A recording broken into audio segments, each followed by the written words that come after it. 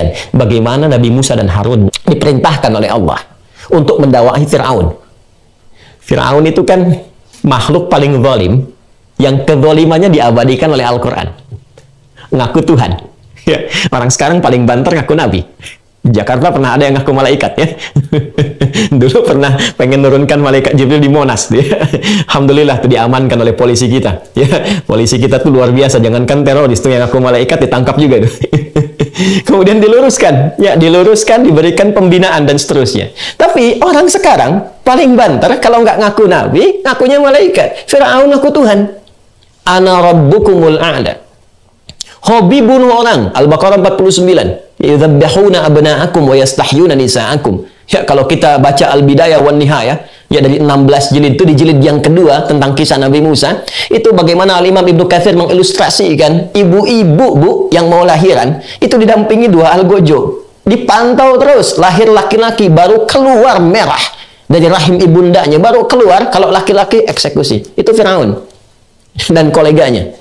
Tapi sefiraun-firaunnya, ketika Musa dan Harun diperintahkan oleh Allah Subhanahu wa taala alaihi wassalam untuk berdakwah kepada Firaun itu, apa perintah yang diberikan oleh Allah kepada keduanya? Quran surah ke-20 Taha ayat ke-43 sampai dengan 44. Idhaba ila fir'auna innahu tagha faqula lahu qawlan layyina la'allahu yatadhakkaru aw yakhsha. Musa dan Harun datangi Firaun itu dan dakwahi dengan penuh kelembutan. Allah tidak katakan berikan respon yang keras, tegur saja, tidak. Allah katakan dakwahi dengan kelembutan. Mungkin dengan sikap lembut itu boleh jadi dia sadar bahwa dia keliru dan menyimpang dari kekuasaannya, dari jabatannya. Ternyata Islam itu datang bukan untuk meruntuhkan jabatan, bukan untuk meruntuhkan kekuasaan, tapi mengarahkan, membimbing jabatan, kedudukan, dan kekuasaan pada keadaan yang terhormat dan melahirkan maslahat. Itu indahnya. Maka spirit pengantar Isra Mi'raj memberikan pesan kepada kita bahwa jika dalam kita menghadirkan perbaikan-perbaikan, entah itu tugasnya ulama, masyayikh, habaib, asatidz dalam mencerahkan umat, membimbing umat, atau juga tugas di umarah. Sekarang di wilayah Jakarta ada gubernurnya, wali kotanya, dan turunan-turunannya. Bila didapati respon-respon, gejolak-gejolak sosial, maka spirit Isra Mi'raj mengantarkan kepada kita, hadapi dengan proporsional. Lihat mereka, siapa mereka, maka berikan respon sesuai dengan kadarnya masing-masing. Ketiga, ini bagian terpenting. Allah Subhanahu wa taala ketika melihat Rasulullah sallallahu alaihi wasallam memberikan sandaran perlindungannya, harapan-harapan pembelaannya kepada paman dan istrinya tercinta itu, maka disinilah Allah ingin menjadikan semua perlindungan, harapan-harapan itu hanya terpusat kepada Allah saja dan menjauh dari harapan-harapan kepada manusia. Maka wafatlah di tahun yang sama. Kita bisa mengatakan wafat sesuai ajal. Tapi apa sebabnya? Karena musabbib dan musabbab itu tidak ditanya, tapi sebab dipelajari. Musabbib yang mewafatkan, musabbab yang diwafatkan tidak harus ditanya, tapi sebabnya itu yang dipelajari.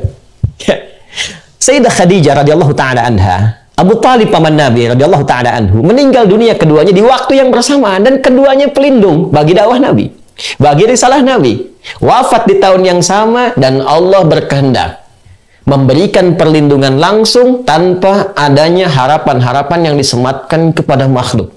Pelajaran besar. Seakan Allah ingin memberikan gambaran. Jika kita bersandar pada teman, itu bagus.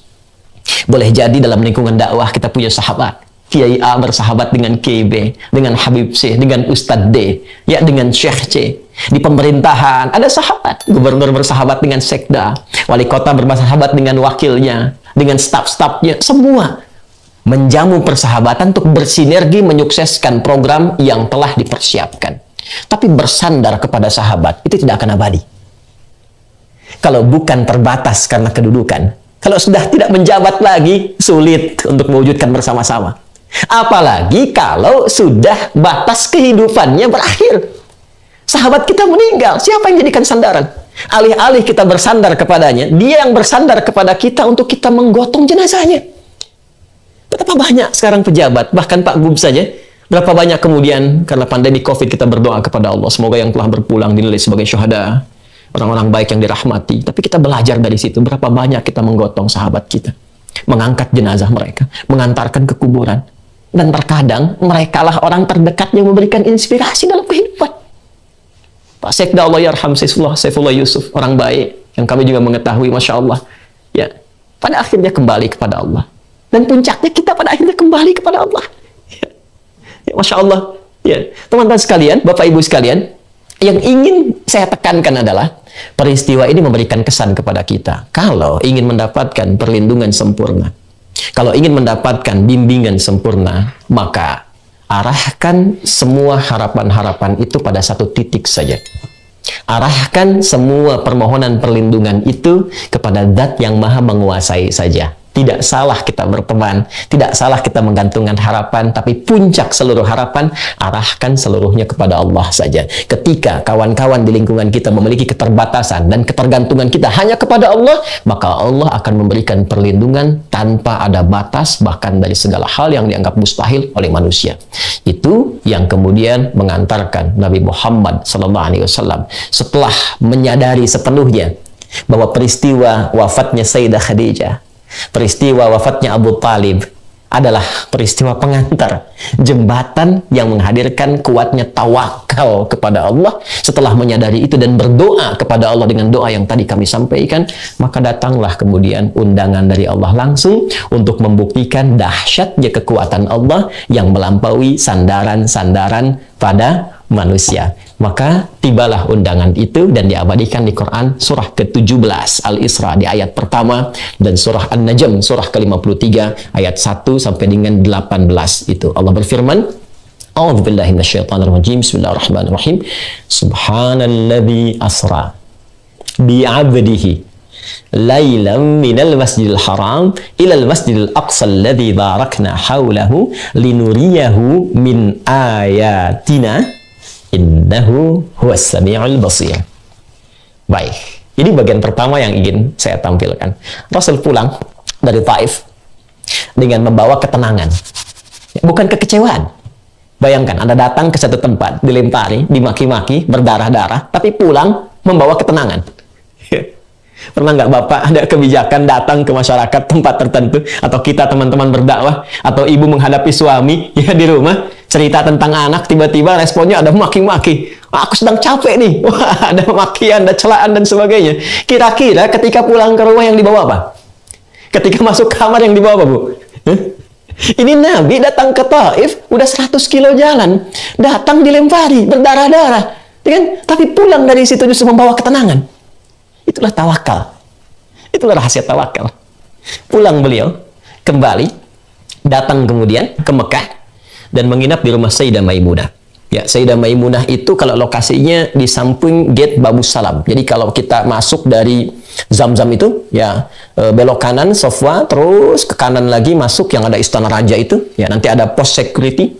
Ya, terus lewat, ada pintu 26, gate Ismail, lewat terus, ada 35 kipas angin tuh, saya pernah hitung di sebelah kanan itu, ya, lurus, sampai nanti ada gate Nabi, Babun Nabi. Di Babun Nabi itu, dekat yang ada jembatan di atasnya, ada tiang listrik. Nah, itu tiang listrik besar itu posisi rumahnya Abu Jahal dulunya. Ya, nanti mungkin satu waktu kalau ada kesempatan kita di sana, saya tunjukkan dia spot-spotnya. Nah, itu di rumah Sayyidah Maimunah. Kemudian, ketika undangan itu tiba, maka beliau menunaikan sholat 2 rakaat warisan dari sebelum-sebelumnya. Ya, tata caranya tidak sama dengan yang seperti kita tunaikan saat ini, tapi itu petunjuk yang sampai dari nabi-nabi sebelumnya, mengarah ke Nabi Ibrahim alaihissalam. Dan di situ beliau selalu bangun, ya, di kesempatan malamnya. Nanti di Sunan Abu Daud nomor hadis 1367, riwayat sahabat Ibnu Abbas radhiyallahu taala anhuma, bagaimana beliau menceritakan ketika nginap di rumah bibinya itu. Kebiasaan Nabi bangun malam, kemudian duduk sejenak, kemudian menghilangkan bekas kantuknya, membaca 11 ayat terakhir di surah Ali Imran, kemudian pergi ke tempat tertutup untuk berwudu dan mu'allaqah, lalu menunaikan salat malamnya. Di situ ketika muncul undangan Isra dan Mi'raj itu, beliau salat 2 rakaat di rumah Sayyidah Maimunah, bukan sholat 5 waktu yang sekarang kita tunaikan. Ini pendahuluan. Maka berangkatlah. Diisrakan dalam hadis riwayat Muslim, juga di Al-Bukhari, Ya, disiapkan burak, sejenis kendaraan, ya, satu hewan yang ditunggangi oleh beliau, yang sekelabat mata menyampaikan langsung ke Masjid Al-Aqsa, lalu salat 2 rakaat, dan lalu naik lantas ke langit sampai tiba ke Sidratul Muntaha seperti digambarkan di surah An-Najm itu. Saya persingkat dengan cepat. Yang paling menarik, pertama, ayat Isra Mi'raj ini, Quran surah ke-17 dengan namanya Al-Isra, itu dibuka dengan kalimat Subhan. Ya, para ulama kita insya Allah semua sudah mengetahui tentang makna kalimat subhan ini. Di dalam bahasa Arab, apalagi diksi Al-Quran, jika disebutkan ada ayat dibuka dengan kata subhan, subhanallah, subhanalladzi, dan turunan-turunannya, maka informasi yang digambarkan di ayat itu ingin disampaikan berisi peristiwa-peristiwa besar yang kadang tidak mampu ditangkap oleh akal. Ya, bukan tidak masuk akal, tapi akal nggak mampu nangkap. Ingat itu ya.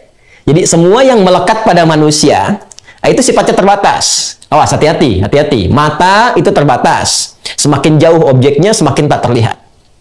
Telinga itu terbatas. Semakin frekuensinya itu turun di bawah 20 Hz atau di atas 20.000, kita nggak bisa dengar.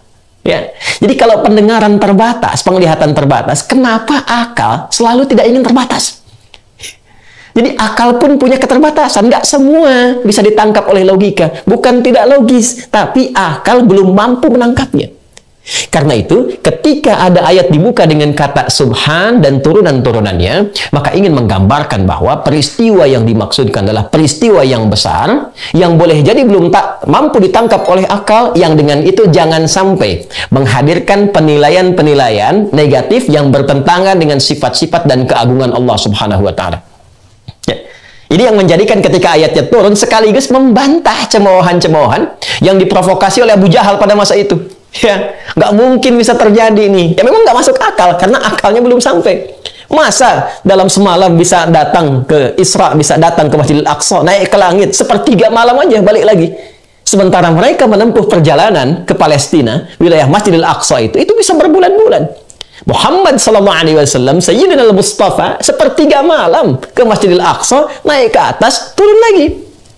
Ya, maka mereka mulai mencemooh, ada yang ragu, ada yang meninggalkan, ada yang berkata, gimana Tuhannya Muhammad ini, mustahil ini nggak benar ini. Maka Allah turunkan jawaban, hei subhan, aku tidak seperti yang kalian tuduhkan, nggak seperti yang kalian sifatkan. Ya, Allah kalau berkehendak sangat berkuasa, apapun bisa terjadi. Ini sekaligus memberikan penguatan kepada Rasulullah. Ya, perhatikan, apa yang bisa dikerjakan oleh pamanmu Abu Talib? Apa yang pernah bisa dilakukan oleh istrimu Sayyidah Khadijah? Mereka punya keterbatasan. Allah kalau berkehendak, jangankan melindungimu, memperjalankan engkau ke tempat terjauh pun, hanya sekali pandangan, engkau bisa sampai. Jangankan ke Palestina, Masjid Al-Aqsa, yang dicita-citakan oleh semua para nabi untuk hadir di dalamnya, ke langit pun, hanya satu kelebat bisa sampai. Itu gambaran pertama penguatan dari Allah. Orang yang mampu bertawakal dengan kuat kepada Allah Subhanahu wa Ta'ala, maka dengan itu linuriyahu min ayatina, kami tunjukkan, kata Allah, kebesaran kami, kehebatan kami. Ya, jadi pesan kedua yang ingin sampai kepada kita dari segmen yang kedua ini, jika kita mampu bertawakal kuat kepada Allah Subhanahu wa Ta'ala, menghadirkan rasa yang kuat untuk terpatri kepada kuasa Allah Subhanahu wa Ta'ala, menyadari bahwa Allah pelindung kita, pemberi rezeki kita, pemberi ketenangan, yang merawat kita, menyembuhkan, memaafkan, maka dengan segala kuasanya Allah akan tunjukkan, aku lebih berkuasa dibandingkan dengan segala kesulitan yang tengah engkau hadapi. Engkau minta pada siapa? Maka ini puncak janji, puncak pertolongan Allah Subhanahu wa Ta'ala, dan itu hanya dibuka, bisa datang dengan puncak ketawakalan. Jadi peristiwa Isra Mi'raj ketika berlangsung, pertama itu berisi tentang penguatan akidah, perkaranya perkara iman, bukan perkara akal. Jadi kalau ditangkap pakai akal tidak akan sampai, tapi kalau ditangkap pakai iman, hikmah akan datang membimbing kita untuk memahaminya. Sebab kalau Allah mau, apapun bisa terjadi. Ya. Secara antropologis kita nggak bisa tangkap. Ya, akal hanya membayangkan anak itu bisa lahir kalau ada hubungan seksual antara laki-laki dan perempuan, lahir anak. Kalau Allah berkehendak, tidak ada laki-laki, nggak pernah disentuh siapapun, bisa mengandung, melahirkan. Itu Maryam alaihissalam. Kalau Allah berkehendak, tidak ada ibunya, nggak ada bapaknya, bisa lahir. Itu Adam alaihissalam. Kalau Allah berkehendak, ada perempuan lahir dari bagian laki-laki. Itu Sayyidah Hawa alaihissalam. Jadi kalau Allah berkehendak, semua kemungkinan ada. Yang nggak ada bapak dan ibu, bisa ada Adam. Yang dari laki-laki bagiannya lahir perempuan, ada Hawa. Yang nggak ada laki-lakinya perempuan mengandung, ada Maryam. Yang normal seperti kita, wujudnya ada berupa fitrah dalam berkehidupan. Itulah Isra Mi'raj, ingin mengajarkan kepada kita, Allah kalau mau berkehendak apapun kun fayakun, jadi dan terjadi. Ini secara akidah ditanamkan pada diri kita. Akidah itu kan dari kata akada, sesuatu yang terikat kuat. Ikat kuat keyakinan ini dalam jiwa kita, bahwa pelindung kita itu Allah yang maha segalanya. Kalau sedang susah, kembali kepada Allah. Coba sekarang kalau sedang susah, ngadunya pada siapa? Kalau sedang ada kesulitan, curhatnya kemana? Alih-alih curhatnya ke Allah, curhatnya bahkan sekarang di media sosial. Jakarta Utara mendung dikit aja bikin status tuh ibu ya. JIC mendung. Terus dengan dibikin status, apakah mendungnya akan hilang? Nggak nyangka ya, nyangka tuh. Apakah dengan membuat di media sosial status, solusi akan tiba? Tidak. Bahkan kadang-kadang bisa melebarkan persoalan. Tunggu komen dari si A, tunggu komen dari si B, tunggu komen dari si C. Ujung-ujungnya hanya ngerumpi saja. Masalahnya nggak tuntas. Maka itulah akidah. Maka Isra Mi'raj mengajarkan kepada kita, ikat dalam jiwa kita. Akadah, ikat dengan kuat, jangan sampai lepas. Makanya nikah itu disebut dengan akad pembukaannya. Memberikan pesan dijaga dengan kuat, pertahankan. Ya, penjagaan kepada keyakinan kita disebut akidah. Kuatkan dalam jiwa kita, ikat bingkai yang 6 simpul itu, yang rukun iman itu. Puncak pertamanya adalah kepada Allah. Kalau tawakalnya kuat, selesai masalah. Karena kita punya Allah. Ini yang kurang sekarang. Kita punya Allah. Ya, kalau kita sandarkan semua kepada Allah, minta ya Allah, tuntaskan pandemi, tuntaskan konflik sosial, tuntaskan kegelisahan, semua istighatsah. Kembali kepada Allah minta. Lalu Allah berikan petunjuk lewat hikmah, ditunjukkan. Ini yang terjadi kepada Rasulullah SAW. Langit pertama ketika naik sampai ke Sidratul Muntaha. Dari mulai Nabi Adam alaihissalam, Nabi Isa alaihissalam, Nabi Yusuf alaihissalam, sampai terus ke atas. Puncak ketujuh, Nabi Ibrahim alaihissalam. Ya, 6 Nabi Musa, 7 Nabi Ibrahim alaihissalam, sampai diperlihatkan bagaimana akhir kehidupan itu. Ini Muhammad sallallahu alaihi wasallam. Untuk apa marah dulu? Untuk apa menyakiti lagi? Perhatikan, lihat. Bagaimana akhir kehidupan orang-orang yang hidupnya di dunia itu selalu memilih jalan-jalan keburukan. Ini yang suka mengumpat, suka mencela, bikin sok bergibah. Tuh lihat. Bagaimana keadaannya saat di neraka itu. Sibuk motongin lidahnya. Ini yang berzina. Ini yang suka membunuh. Ini yang begini. Ditampakkan kepada Rasulullah SAW. Ini akhir kebaikannya. Ini akhir kemuliaannya. Ini surga untuk insan beriman. Ini amalannya. Dan seterusnya, seterusnya. Selain memberikan kekuatan, perjalanan spiritual sesuai dengan wujud kita. Sesuai dengan judul yang kita cantumkan di tema kita kali ini. Perjalanan spiritual itu menampilkan ma'rifat dan hakikat dari kehidupan. Ditampilkan pada Rasulullah untuk memberikan kekuatan. Ada masalah, kembali kepada Allah. Selesaikan secara proporsional. Akhir kehidupan orang bermasalah seperti ini. Tapi kamu punya tugas, jangan sampai mereka terus salah. Arahkan kepada yang soleh. Kalau soleh, akhirnya akan begini. Maka berikan bimbingan ini pada umatmu. Naik terus sampai ke atas. Sekarang timbul pertanyaannya. Kalau jalan mendapatkan rahmat Allah, perlindungannya, akhir yang baik dari soleh dengan surga itu, jalannya tawakal, maka bagaimana cara bertawakal itu? Seperti apa jalannya? Maka itulah yang menjadikan Rasulullah SAW sampai ke tingkat yang tertingginya. Inda sidratil muntaha, indaha jannatul ma'wa. Idh yaghsha sidrata ma yaghsha, ma zaghal basar wa ma tagha, laqad ra'a min ayati rabbihil kubra. Masya Allah. Surah An-Najm. Naik ke atas, berjumpa langsung dengan Allah Subhanahu wa Ta'ala, dan disampaikan at-tahiyyatu lillah. Atau riwayat lain, at-tahiyyatu salawatu tayyibatu lillah. Ya? At-tahiyyatu lillah wassalawatu wat-tayyibah. Dijawab oleh Allah, assalamu alayka ayyuhan nabi wa rahmatullahi wa barakatuh. Apa jawab Nabi? Nabi tidak ingin sendiri mendapatkan anugerah Allah. Karena sifat beliau dilukiskan di surah At-Taubah itu di penghujungnya. Laqad ja'akum rasulun min anfusikum azizun 'alaihi ma 'anittum harisun 'alaikum bil mu'minina raufur rahim. telah tiba di kalangan kalian seorang rasul dari kalangan kalian.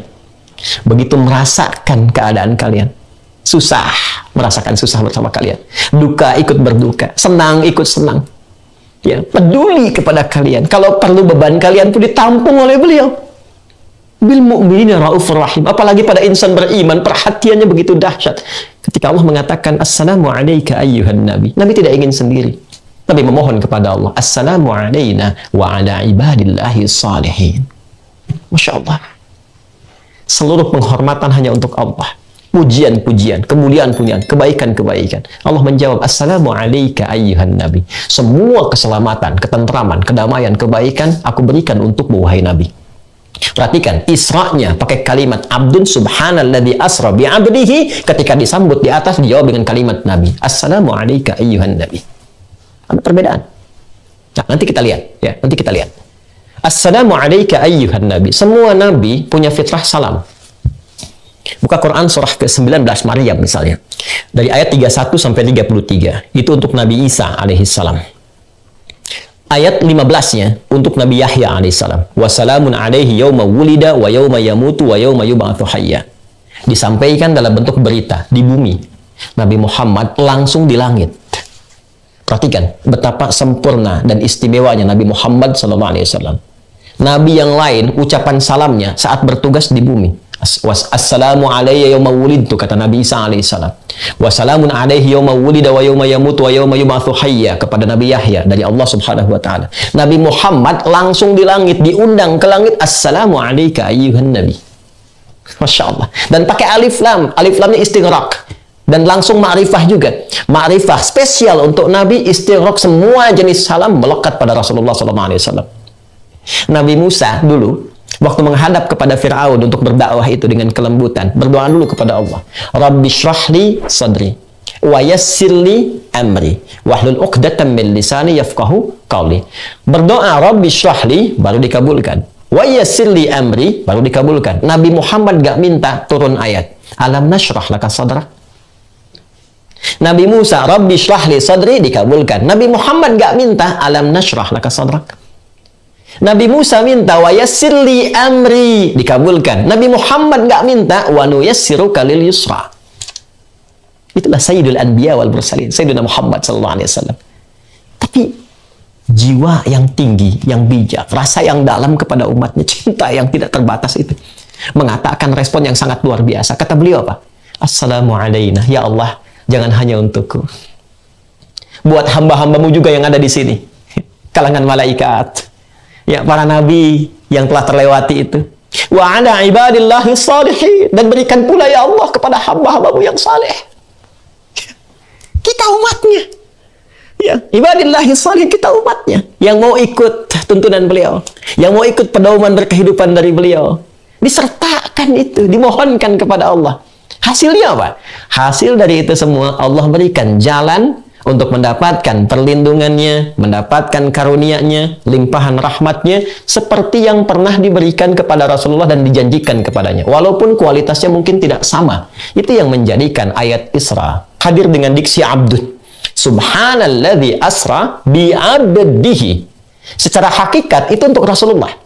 Ya, ada yang berpendapat mufassir mengatakan abdun di sini adalah jasad dengan rohnya. Ya, dinaikkan. Tapi ada tafsir yang mengatakan secara metafor itu sifat penghambaannya. Artinya apa? Jika ada semua makhluk-makhluk ini, hamba-hamba Allah, bersifat menghamba sepenuhnya kepada Allah. Jadi kalau kita menghamba sepenuhnya, bukan hanya Nabi, bukan hanya Rasul, kita pun kalau kita mau menghamba kepada Allah, bertawakal kepada Allah, sujud kepada Allah, maka akan mendapatkan perlindungan yang serupa yang Allah berikan kepada Nabi Muhammad SAW, walaupun dengan kualitas yang tidak sama dan situasi yang berbeda. Jadi kesan yang indah. Jadi kalau kita mau menghamba, istri yang menghamba, suami yang menghamba, saat sulit, Allah akan tolong kesulitan di keluarga. Pegawai yang menghamba, pejabat yang menghamba, ulama yang menghamba, ditolong oleh Allah. Ya. Nah, sekarang jalan untuk menghamba itu seperti apa? Abdun itu kan dari kata abada ya'budu, ya kan? Abdun jamaknya disebut dengan ibad. Ya? Bagaimana cara menghambanya? Maka cara menghamba ini tiada lain adalah dengan cara meningkatkan tawakal yang didasari dengan sinyal iman. Di tawakal itu asalnya dari iman. Imannya naik, dengan iman naik, tawakal itu akan hadir dan kuat dengan sendirinya. Itu rumus di Quran surah ke-8 Al-Anfal di ayat yang kedua. Innamal mu'minuna alladzina idza dzukirallahu wajilat qulubuhum wa idza tuliyat 'alaihim ayatuhu zadathum imana wa 'ala rabbihim yatawakkalun. Perhatikan ujungnya. Sungguh insan beriman yang sejati itu cirinya jika disebutkan nama Allah ada getaran dalam hatinya. Yuk dicek ya. 5 kali dalam sehari itu disebutkan nama Allah. Setiap pergantian waktu dalam sehari. Subuh, zuhur, asar, maghrib, isya. Dari subuh sampai malam. Dicek. Diperdengarkan Allahu Akbar, Allahu Akbar. Ada nggak respon di hati kita? Kalau masih ada, itu tanda iman. Tapi apakah iman itu kuat atau tidak? Ya, tergantung kepada sifat tawakalnya. Bagaimana supaya kuat? Latih. Wa idza tuliyat 'alaihim ayatuhu. Jika dibacakan, ditampakkan, dilihatkan pada mereka ayat-ayat Allah. Dan Isra Mi'raj itu bagian dari ayat Allah. Baca lagi. Kembali ke surah Al-Isra ayat kedua. Linuriyahu min ayatina. Jadi peristiwa Isra Mi'raj ini bukan hanya diperingati. Seharusnya momentum meningkatkan iman kita. Ini spirit kita harus bertambah. Jadi bukan tiap tahun secara formalitas kita memperingati peringatan Isra Mi'raj. Alhamdulillah bagus. Tapi apa hasilnya? Kata Allah bukan sekedar yang pertama tadi. Harus ada peningkatan kualitas iman. Peningkatan tawakal. Wa ala rabbihim yatawakkalun. Sekarang kita bertanya, bagaimana cara menguatkan iman itu yang bisa mendatangkan kekuatan tawakal? Itulah bagian segmen ketiga dari pembahasan di pertemuan kita kali ini yang menghadirkan oleh-oleh dari peristiwa Isra dan Mi'raj berupa ibadah sholat. Berupa ibadah sholat. Jadi ternyata sholat itu bukan sekedar ibadah wajib yang secara formal harus kita tunaikan. Tidak. Desain sholat itu bukan sekedar perintah yang harus dilakukan untuk ibadah semata-mata. Tidak. Tapi ada feedbacknya kepada kita. Ada timbal balik. Ternyata itulah wasilah yang bisa meningkatkan iman kita. Dan saat yang bersamaan menghubungkan kita untuk terhubung kuat dengan Allah Subhanahu wa Ta'ala. Yang lewat hubungan kuat ini datanglah perlindungan dan semua limpahan keberkahan-keberkahan. Karena itulah Bapak Ibu sekalian, namanya disebut dengan sholat. Kalau ngaji fikih klasik kita dapati as-sholat ya doa. Sholat itu arti pokoknya sama dengan doa. Tapi kalau kita ngaji kedalaman di bahasanya, kata sholah, akarnya seakar dengan kata wasalah. Yasilu silatan wasalatan. Sesuatu yang terhubung dengan kuat. Ada silaturahmi. Ya, sekarang Bapak Ibu sedang bersilaturahim, hybrid. Ada yang di JIC ketemu, ya, kuat. Sekarang kita lewat Zoom, ya. Suksesnya pertemuan ini bukan sekarang saat jumpa, nanti saat pulang, ya, kita ingat lagi, saling mendoakan, saling menyapa, saling memberi kabar. Itulah silah. Hubungan kuat yang tidak dipisahkan oleh ruang dan waktu. Ibadah yang melatih kita supaya terus terhubung kuat dengan Allah sehingga tak terpisahkan di setiap ruang dan waktu. Ke kantor ingat Allah, jalan ingat Allah, kerja ingat Allah, di rumah tangga ingat Allah. Ibadah itu disebut sholat. Karena itu nama lain sholat itu zikir. Zikir itu ingat, eling. Buka Quran surah keempat An-Nisa ayat 103. Fa idza qadaytumus sholata fadhkurullaha qiyaman wa qu'udan wa 'ala junubikum. Kalau kamu selesai menunaikan sholat, maka keberhasilan itu bisa dilihat. Kalau setelah sholat, ingat sama Allah, terhubung. Tuh. Quran surah ke-20 Thaha ayat ke-14. Wa aqimis sholata li dzikri. Tunaikan sholat sebagai zikir kepadaku. Jadi kalau orang sholatnya benar, apa yang terjadi? Ada ketersambungan, konektivitas dia dengan Allah Subhanahu wa Ta'ala. Kalau ingat kepada Allah, pasti akan terlindungi. Perlindungan pertama dari maksiat. Gak ada orang ingat Allah itu bisa korupsi. Saat korupsi, dia ingat Allah. Gak mungkin korupsi. La yasrikul mu'min indama yasrik wa huwa mu'min. Kata Nabi, gak mungkin orang beriman itu mencuri. Ketika mencuri, masih ada iman dalam dirinya. Karena ingat Allah. Nggak mungkin keluar dari JIC setelah menunaikan ibadah sholat Jumat atau sholat fardu. Tiba-tiba keluar tertukar sandal. Mustahil. Sebab saat akan dipakai, ingat Allah. Wah, yang saya yang mana ya? Saya kayaknya yang ini ya. Padahal dia masuk nggak pakai sandal. Nggak mungkin terjadi. Nggak mungkin salah ketik ketika bertugas. Karena tahu diawasi oleh Allah. terhubung. Kalau konektivitasnya tinggi, itu yang menjadikan perlindungan Allah datang, menjaga dari perbuatan buruk. Ketika yang buruk itu dapat dihindarkan, maka yang baik akan datang. Rahmat Allah, perlindungan, kebaikan, kemuliaan. Itu yang menjadikan kekuatan iman bertambah. Karena itulah kalimat sholat pertama dalam Al-Quran, itu dibuka dengan kata iman. Buka Quran surah kedua Al-Baqarah di ayat yang ketiga. Sebelum Allah menyebutkan sholatnya, imannya dulu yang ditampilkan. Alladzina yu'minuna bil ghaib wa yuqimunas shalah. Ya, cara meningkatkan ketakwaan, kemuliaan, kebaikan dengan cara meningkatkan iman itu dengan baik. Setelah iman itu meningkat, apa yang terjadi? Latih dia. Dengan apa? Dengan sholat. Alladzina yu'minuna bil ghaib wa yuqimunas shalah. Dan dahsyatnya, ikatan iman yang diaktifkan lewat sholat itu, ternyata itu penanda pertama penghambaan kita kepada Allah Subhanahu wa Ta'ala. Masih ingat ayatnya yang di Al-Isra ayat kedua? Subhanalladzi asra bi'abdihi. Tadi saya katakan abdun akarnya dari kata abada, ya'budu. Ya? Kemudian apa lagi? Orangnya abdun. Jamaknya disebut dengan ibad. Perintahnya u'bud. Sekarang perhatikan, setelah kita menghamba kepada Allah, datang menuhankan Allah Subhanahu wa Ta'ala dan mengatakan dari kita hamba, apa perintahnya? Pindah ke Quran surah ke-20 Thaha ayat ke-14. Innani anallah la ilaha illa ana fa'budni. Fa'budni. Kata Allah, sungguh akulah Allah. Nggak ada Tuhan yang layak dipertuhankan, disembah kecuali aku. Fa'budni. Perintahnya pakai fi'il amr. U'bud. Ya, kalau kita lakukan, maka yang melakukannya disebut dengan abdun. Jamaknya disebut dengan ibadun. Sembah aku, kata Allah. Menghamba kepada aku. Kita bertanya, bagaimana caranya ya Allah? Teruskan ayatnya. Wa aqimis sholata lidzikri. Menghamba itu caranya dengan menunaikan sholat. Jadi sholat itu identitas penghambaan kita kepada Allah yang menunjukkan kekuatan dan keberadaan iman. Ya, setelah itu iman menguat, dipakai sholat. Dalam sholat kita mengaku hamba, kita iktarkan. Apa kalimatnya? Ya, turunan dari kata abdun lagi. Ya, apa yang kita katakan? Iyyaka na'budu wa iyyaka nasta'in. Allahu Akbar. Coba lihat. Subhanalladzi asra bi'abdihi abadah. Perintahnya ubud, ya, innani anallahu la ilaha illa ana fa'budni. Kemudian kita menghamba dengan menunaikan sholat, wa aqimis sholata lidzikri. Saat sholat kita katakan, kami hamba ya Allah. Sekarang kami menghamba seperti engkau perintahkan. Engkau minta kami menuhankanmu, kami menuhankanmu ya Allah. Kau minta kami menyembahmu, kami menyembahmu ya Allah. Engkau minta sholat, kami sholat ya Allah. Iyyaka na'budu. Masya Allah. Ketika ada kalimat iyyaka na'budu, apa jawab Allah? Perhatikan, bukankah Nabi ketika naik ke atas peristiwa Mi'raj itu diberikan perlindungan oleh Allah? Jaminan perlindungan, jaminan kekuatan, jaminan kebaikan, jaminan pertolongan dari semua persoalan-persoalan yang dihadapi. Pertolongan ma'unah. Minta tolong, ista'ana yasta'inu. Kita minta tolong, nasta'in. Baik ya? Penghamba, persamaannya diberikan pertolongan. Sekarang kita meminta kepada Allah, ya Allah, Engkau katakan syarat menghamba itu, ya, kami mesti tulus, dan dengan menghamba itu hasilnya kami mendapatkan perlindungan darimu, pertolonganmu. Sekarang kami minta, langsung diajarkan oleh Allah kalimatnya, iyyaka na'budu wa iyyaka nasta'in. Iyyaka na'budu wa iyyaka nasta'in. Oke, tadi saya katakan seperti Nabi mendapatkan pertolongan dari Allah, kita pun kalau menghamba akan ditolong.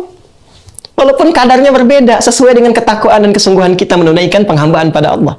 Iyyaka na'budu wa iyyaka nasta'in. Ya.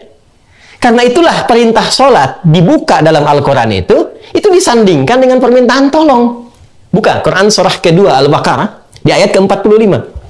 Wasta'inu bis-sabri was-salah. Kalau engkau punya persoalan dalam kehidupan, kata Allah, terima dulu. Karena masalah itu datang bukan ingin membuat engkau bermasalah. Tapi tadi, spirit pertama Isra Mi'raj. Untuk menguji kesungguhan engkau. Apakah benar engkau ingin meningkatkan kualitas hidup? Apakah benar engkau ingin menampilkan kebaikan-kebaikan? Terima lu dengan sabar. Karena bukan hanya engkau yang punya masalah. Orang dulu pun punya persoalan. Setelah engkau terima, datanglah kepada Allah. Minta lewat sholat. Wasta'inu bis-sabri was-salat. Kalau masih belum yakin, dikhitab iman kita. Dipertanyakan keimanan kita. Ya, Karena tadi ada hubungan antara iman dengan sholat. Ditunaikan sholat, iman kuat. Iman kuat, tawakal naik. Rumus Quran surah 8 ayat 2. Tawakal naik, pertolongan tiba. Karena itu kalau orang masih ragu dengan pernyataan ini, Allah turunkan ayat 153. Quran surah kedua Al-Baqarah ayat 153. Imannya dulu disebutkan. Ya ayyuhalladzina amanu. Hei semua yang beriman, masih punya iman nggak? Bahkan pakai ayyuha tuh 150 kali disebutkan dalam Al-Quran. Ayyunya kan munada, fungsi taukid. Para ulama kita sudah jauh lebih dulu mengetahuinya. Haknya itu tanbih. Pakai ya disebutkan 361 kali dalam Al-Quran. Itu panggilan untuk nida'ul qarib, mutawassit, dan ba'id. Memanggil yang dekat, yang menengah, yang jauh. Alladzina disebutkan 1080 kali dalam Al-Quran. Itu isim mausul, bentuknya jamak tanpa batas. Seakan Allah ingin mengatakan, hei semua yang merasa punya iman. Mau imannya lemah, sedang, ataupun kuat karena dekat dengan Allah. Aku tegaskan ya, aku ingatkan.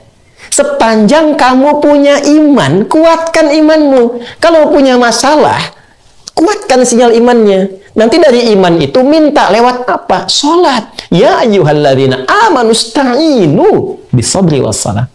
Kalau kamu punya masalah, minta sama Allah, kata Allah. Di sholat itu bukan sekedar ibadah formalitas yang kita tunaikan. Ya, untuk menyembah Allah, tapi feedbacknya, manfaatnya untuk kita lagi. Jadi saking sayangnya Allah, kita diharapkan nggak punya masalah. Saking sayangnya Allah kepada kita. Setiap ada persoalan, selesai. Nih, subuh ke siang nih. Siapa yang nggak punya masalah? Subuh ke siang ini. Dari subuh ke siang ada masalah, idealnya, konsepnya, datang kepada Allah, zuhur, menghamba, minta diberikan solusi. Selesai. Idealnya, dari zuhur ke asar, ada masalah, selesai di asar. Dari asar ke maghrib, selesai di maghrib. Maghrib ke isya, selesai di isya. Jadi tidur itu tinggal istirahat. Makanya kalau sholatnya benar, hidup cenderung bahagia. Masalah tuntas. Hidupnya tenang, hidup nyaman, senang. Tenang dan senang dalam bahasa Arab itu disebut dengan falah namanya. Bahasa Inggrisnya success and happiness. Ya, tenang dan senang itu falah. Sekarang perhatikan panggilan sholat saat dipanggil sholat itu. Kalau Anda bertanya, kenapa mesti sholat? Hayya 'alas sholah. DJ isi azan berkumandang. Live diperdengarkan. Jangankan Indonesia, dunia mendengar. Ya?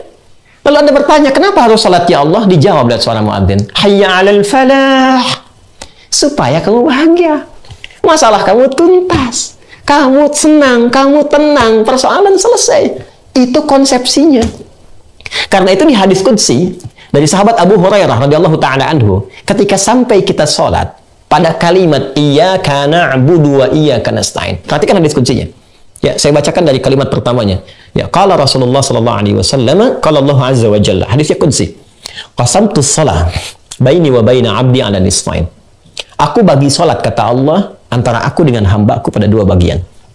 Wali 'abdi ma sa'al. Dan kalau hamba-Ku benar menunaikan salat itu, maka apapun yang ia minta, aku akan berikan. Itu standarnya.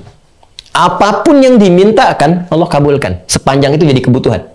Karena Allah hanya mengabulkan apa yang dibutuhkan, bukan mengabulkan apa yang diinginkan.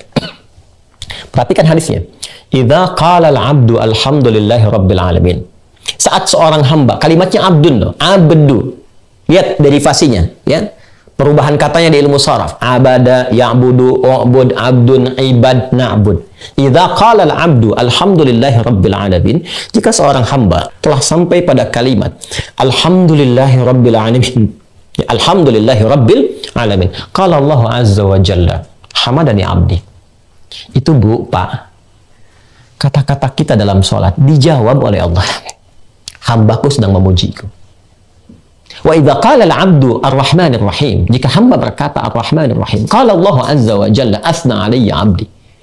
Ketika hamba berkata ar-rahmanir rahim, dijawab oleh Allah, hambaku sedang menyanjungku. Wa idza qala al-'abdu maliki yaumiddin, ketika hamba berkata maliki yaumiddin, qala Allah azza wa jalla, Allah menjawab majjadani 'abdi, hambaku sedang mengagungkan. Sekarang perhatikan. Wa idza qala al-'abdu iyyaka na'budu wa iyyaka nasta'in. Ya Allah, sekarang aku menghamba kepadamu seperti apa yang Kau perintahkan. Kau katakan menghamba, aku menghamba. Kau katakan sholat, aku sholat.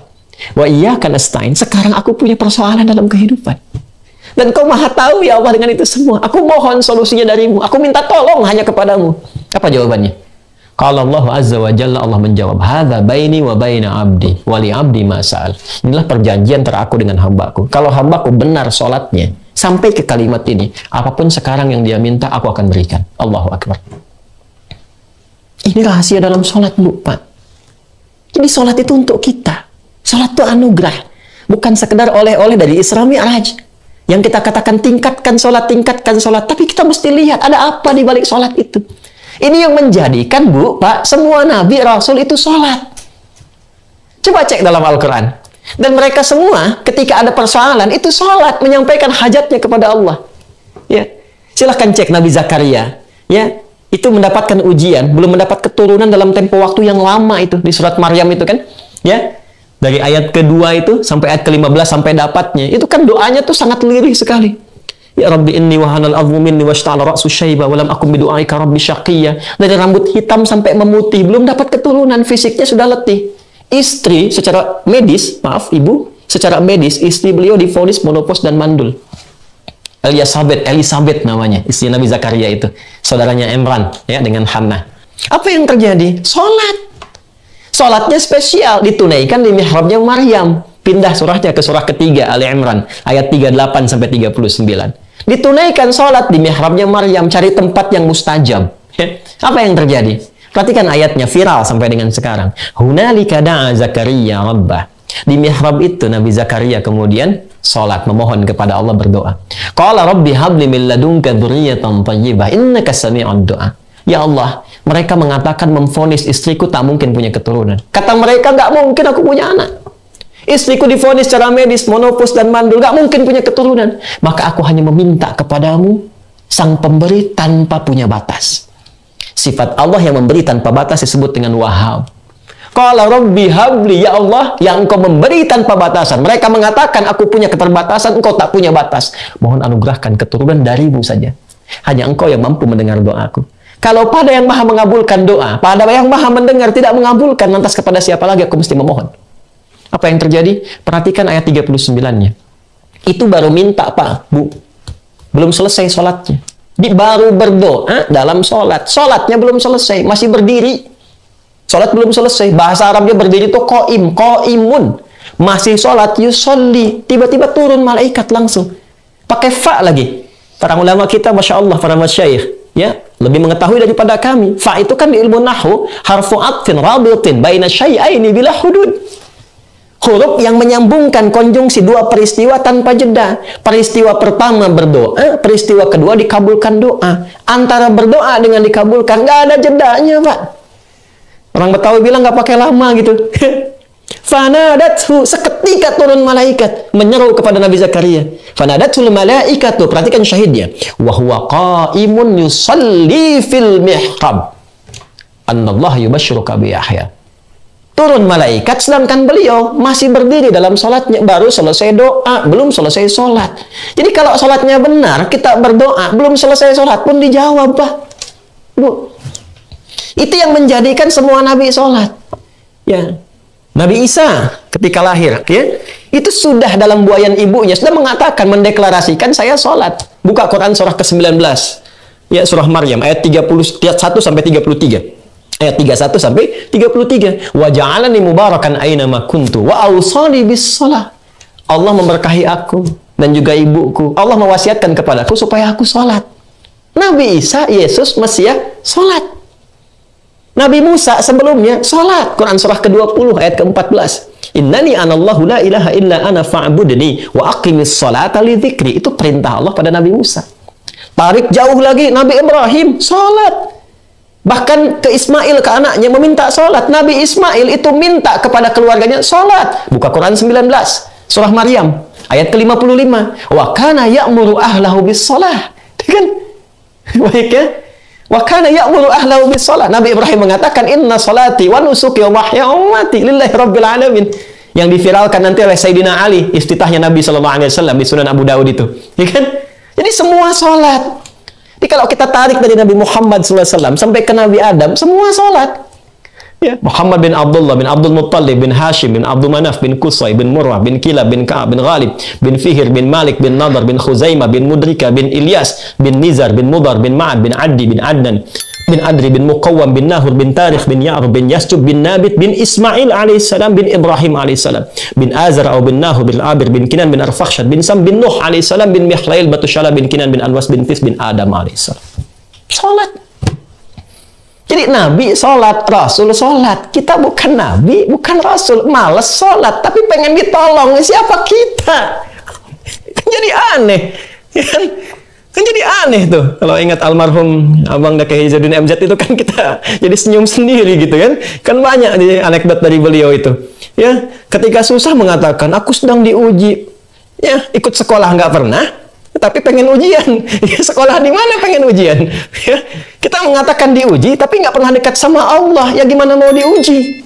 Ini gambaran gitu ya. Jadi Bapak Ibu sekalian, saya ingin katakan bahwa sholat itu penting. Ternyata manfaatnya untuk kita.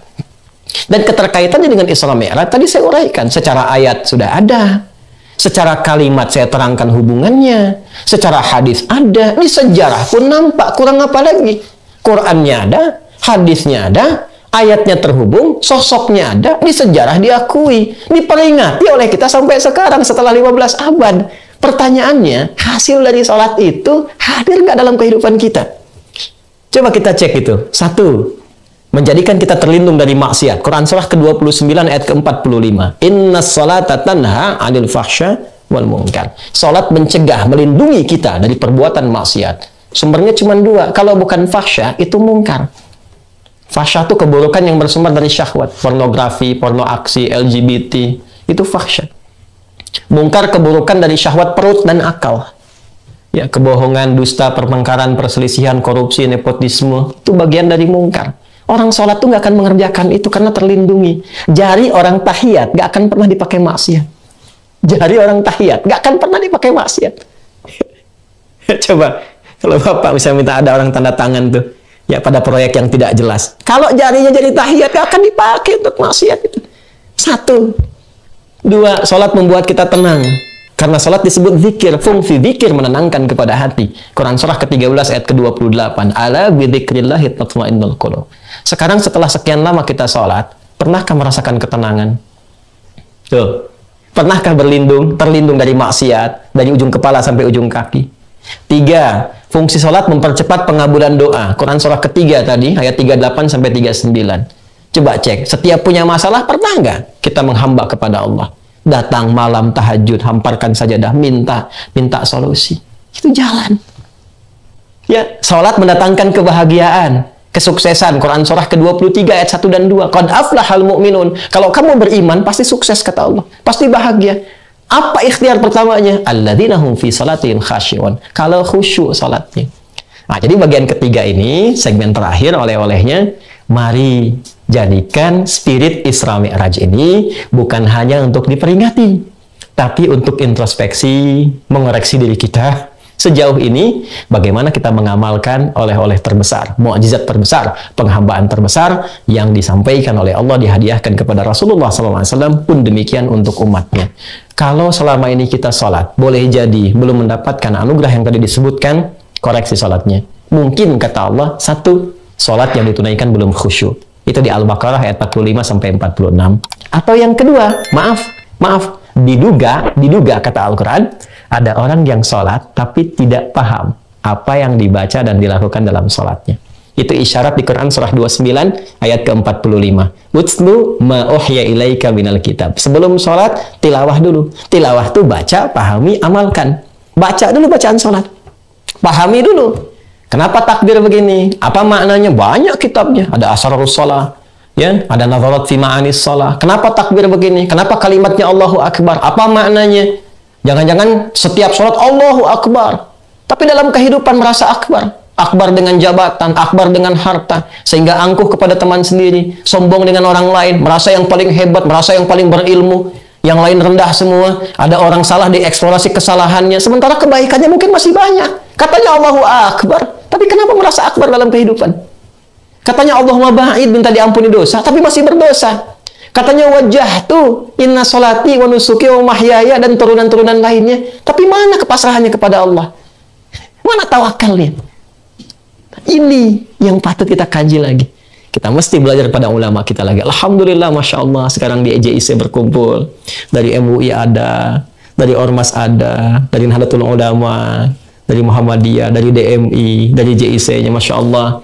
Kayak Sumki mudah-mudahan berkah dalam mengelola, ya. Kayak Dr. Didi juga berkah semuanya. Dan saya bermohon, berharap para ulama kita tanpa bermaksud untuk mengajari, mohon izin, sudah saatnya kita meneruskan perjuangan dari orang tua kita, para ulama-ulama terdahulu, untuk merangkul, mendamaikan, mencerahkan, menyinergikan, dan membangun, bersinergi dengan semua lapisan masyarakat di kehidupan berbangsa bertanah air. Saya itu, Pak Ibu, selalu menghadirkan di bendera nih, setiap kesempatan tausiah saya. Karena ini bukan hanya simbol, bukan hanya lambang, tidak. Tapi di sini, Pak, ada spirit perjuangan. Ya, ini ada gambaran darah para syuhada kita, pejuang, para ulama yang nggak berhilang kita bisa munculkan sekarang. Kita bisa sensus berapa banyak ulama kita berjuang. Ini kain kafan mereka. Ya, maka setiap kita melihat ini, kita mesti mengerti ada perjuangan besar dengan keringat, darah, air mata. Masa iya kita korbankan dengan polarisasi, terpecah belah, saling memaki, sementara kita menginginkan Indonesia maju, Indonesia makmur, Indonesia hebat, Indonesia baldatun thayyibatun warabun ghafur. Karena itu, sekali lagi, mari kita jadikan spirit Isra Mi'raj untuk menyikapi segala hal dengan proporsional. 1. Mendekatkan diri kepada Allah dengan bertakarub dan tawakal. 2. Membangun ketaatan kita dengan meningkatkan kekuatan akidah. 3. Dekati para ulama. Hidupkan lagi majelis ilmu. Majelis ilmu, alhamdulillah, mohon disupport Pak Gubernur, Pak Sekda, ya, Pak Wali Kota, mohon dengan sangat, karena ini nih pakunya ini, ya. Kalau majelis-majelisnya berkurang nanti, ini kekuatan berbangsa kita juga akan melemah, ya. Karena pasal 29 ayat 2 itu negara menjamin kemerdekaan tiap-tiap duduk untuk memeluk agamanya masing-masing dan beribadah menurut agama dan kepercayaannya itu hak dasar yang bukan sekedar hak bagi bangsa Indonesia, tapi bisa menguatkan ketahanan, mentalitas yang bila saatnya tiba itu yang bisa menggerakkan masyarakat kita untuk berjuang membela negara. Jadi mohon hidupkan lagi majelis ilmu, masjid-masjid diisi kembali, kita menyesuaikan dengan keadaan, dan mudah-mudahan Allah merahmati kita semua. Dan yang terakhir, jaga sholat, apapun jabatan kita, kita pasti wafat. Kita kembali kepada Allah, harus takut satu saat berpulang, dan hisab pertama adalah tentang amalan sholatnya. Idza salahat, salaha sairu amali, wa idza fasadat, fasada sairu amali. Kalau baik sholatnya, baik semua amalan lainnya. Kalau buruk sholatnya, itu pertanda ada bahaya besar yang menanti saat kembali kepada Allah Subhanahu wa Ta'ala. Terima kasih atas perhatiannya. Mohon doa dari semua, semoga istiqomah untuk seluruhnya. Allahumma taqabbal minna innaka antas sami'ul alim, wa tub alaina innaka antat tawwabur rahim. Allahumma ij'al jam'ana hadza jam'an marhuma wa tafarraqana min ba'dihi tafarruqan ma'suma. Rabbana atina fid dunya hasanah wa fil akhirati hasanatan wa qina adzabannar. Wa sallallahu ala sayyidina Muhammad wa ala alihi wa sahbihi ajma'in. Wa akhiru da'wana subhanakallahumma wa bihamdika nashhadu an la ilaha illa anta nastaghfiruka wa natubu ilaik. Walhamdulillahi rabbil alamin. Wallahu wafiq ila aqwamit thariq fastabiqul khairat. Assalamualaikum warahmatullahi wabarakatuh. チャンネル登録お願いね。